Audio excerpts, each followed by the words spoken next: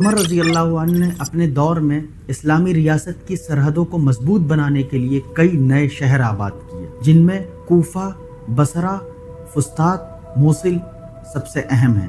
یہ وہ شہر ہیں جو مکمل طور پر حضرت عمر رضی اللہ عنہ نے آباد کیے۔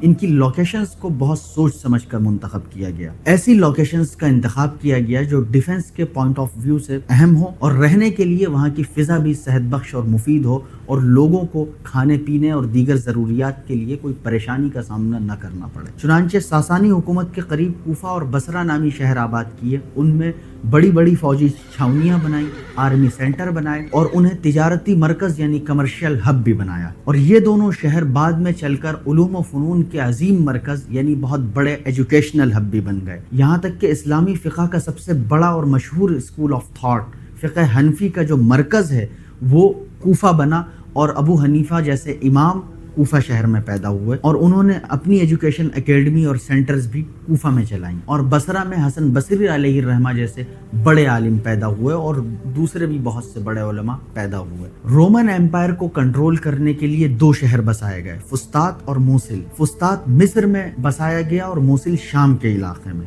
فسطاط بعد میں چل کر مصر کا کیپٹل بھی بنا۔ ان تمام شہروں میں بڑی بڑی فوجی چھاؤنیاں قائم کی گئیں اور جنگی گھوڑے تیار کرنے کے لیے بڑے بڑے استبل بنائے گئے۔ ان تمام شہروں کو بہت باریکی کے ساتھ ڈیزائن کیا گیا۔ ان کے رہائشی علاقے، کمرشل ایریاز، مسجد، بیت المال اور دیگر تمام چیزوں کو بہت سوچ سمجھ کر ڈیزائن کیا گیا اور ان کی لوکیشنز کو بہت دماغ سوزی کے ساتھ طے کیا گیا۔